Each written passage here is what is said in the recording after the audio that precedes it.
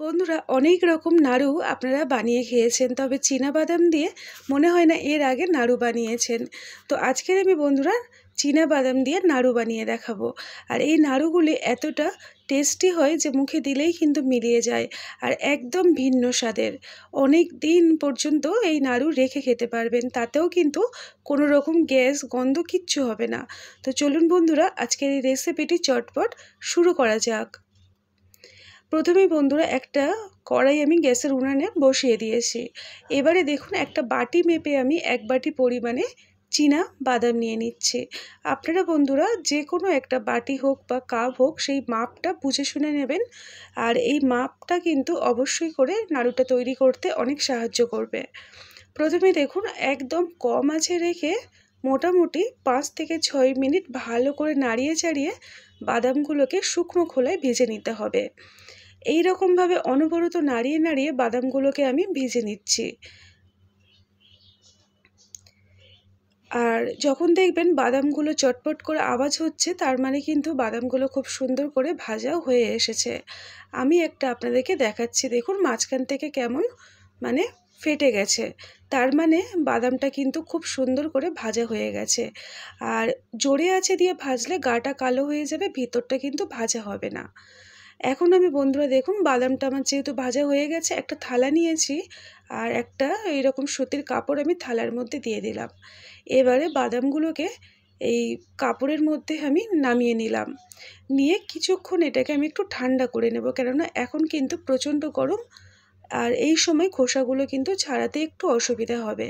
তো দেখুন বন্ধুরা আমি ঠিক 5টা মিনিট পরে ফিরে এসেছি। এতে করেও কিন্তু বাদামটা এখনও হালকা গরম আছে, তবে হাত দেওয়া যাবে এই রকম গরম। এবারে এইভাবে হাতের মানে একটু কচলালেই দেখবেন দানার এই যে বাদামের খোসাগুলো বাদাম থেকে ছিঁড়ে যাচ্ছে। আমরা সবাই জানি খোসা কিভাবে ছাড়াতে হয়।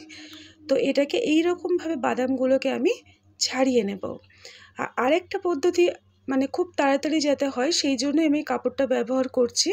এখানে বন্ধুরা দেখুন এই কাপড়ের মধ্যে বাদামগুলোকে দিয়ে যেহেতু আমি নামিয়ে নিয়েছিলাম, এবারে কিছুটাই দেখুন আমি কাপড় দিয়ে কাপড়ের ওপরে হাত দিয়ে ভালো করে কষলে নিচ্ছি, তাহলে খোসাগুলো কিন্তু আরেকটু তাড়াতাড়ি ছেড়ে যায়। তো সেই কারণে আমি সুতির কাপড়টা ব্যবহার করলাম। আর দেখুন খোসাগুলো ছাড়িয়ে পরিষ্কার করে নিয়ে আমি ফিরে এলাম। 2-1টা বাদামের গায়ে এখনও খোসা লেগে আছে, তাতে কোনো অসুবিধা নেই। এবারে বাদামটাকে আমি সরিয়ে নিলাম, আর ওই কাপড়টাই আমি আবারও নিয়ে নিয়েছি। এবারে দেখুন এর মধ্যে আমি 2 মুঠো আর এই 2.5 মুঠোর মতো বাদাম নিয়ে নিলাম। নিয়ে এটাকে আমি একটু নোড়া দিয়ে গুঁড়ো করে নেব।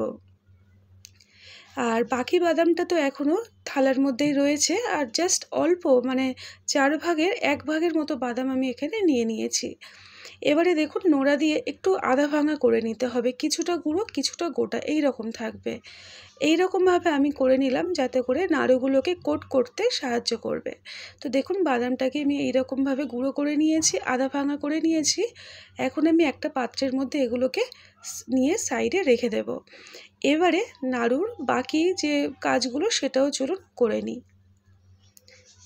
এবারে সেকেন্ড যেটা আমাদেরকে করতে হবে সেটা হলো একটা মিক্সিং জার নিয়ে নিতে হবে।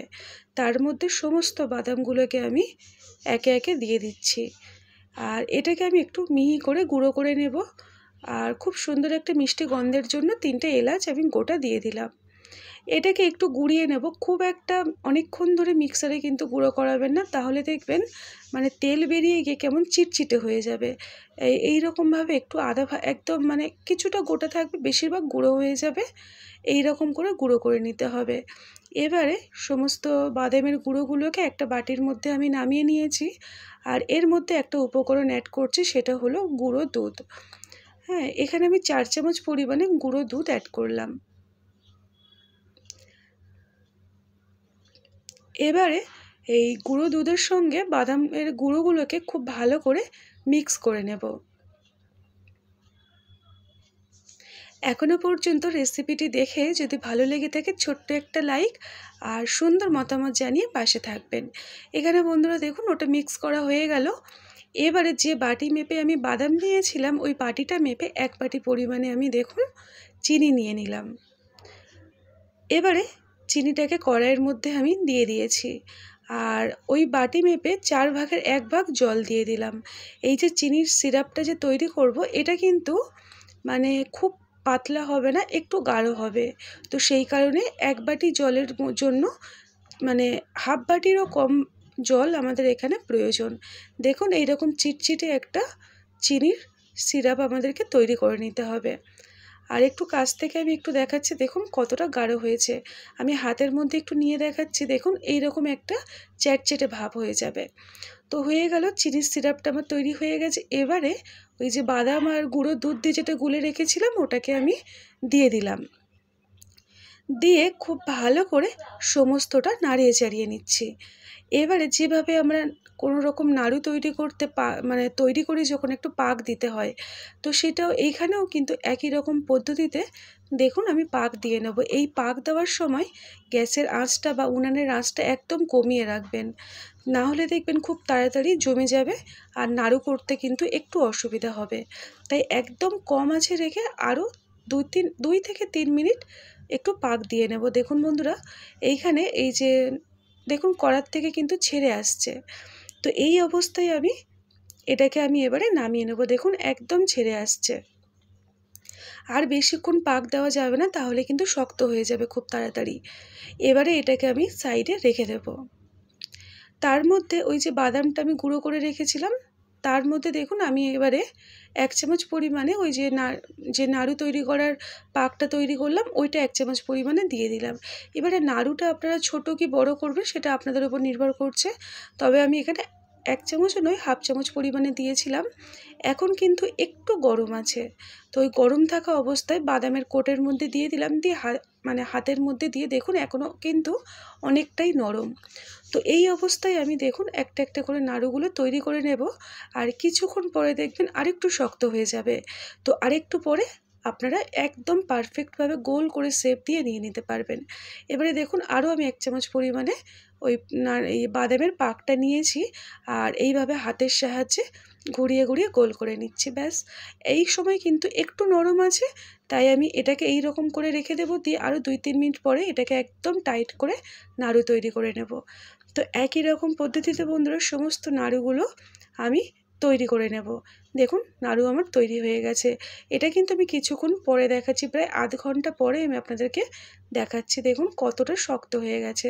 আর চেষ্টা করবেন নাড়ুগুলো কিন্তু যত তাড়াতাড়ি সম্ভব তৈরি করে নেওয়ার, নাহলে কিন্তু মানে একদম জমাট বেঁধে শক্ত হয়ে যায়, তারপরে নাড়ু করতে একটু অসুবিধা হয়ে যাবে।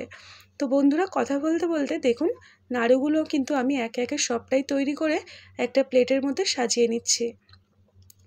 তো আজকের আমার চীনাবাদাম দিয়ে নাড়ু একদম তৈরি হয়ে গেল। চীনাবাদাম আমাদের শরীরের পক্ষে কিন্তু ভীষণ উপকারদায়ক। তো বন্ধুরা এই রকমভাবে বানিয়ে বাচ্চাদেরকেও খাওয়াতে পারেন, নিজেরাও খেতে পারেন। রেসিপিটি দেখে ভালো লাগলে ছোট্ট একটা লাইক, সুন্দর মতামত জানিয়ে শেয়ার করতে কিন্তু একদম ভুলবেন না যদি ভালো লেগে থাকে। তো দেখা হবে এই রকমই নানা রকম ঘরোয়া রেসিপি নিয়ে। দেখুন বন্ধুরা একটা নাড়ু আমি আপনাদেরকে ভেঙে দেখাচ্ছি, কতটা টাইট হয়ে গেছে। আর এটা কিন্তু ভীষণ লোভনীয় খেতে হয়। মুখে দিলে যেন মনে হবে বাদাম দিয়ে দুধ দিয়ে কত সুন্দর একটা টেস্ট আপনি পাচ্ছেন। তো বন্ধুরা আজকের রেসিপিটি এই পর্যন্ত।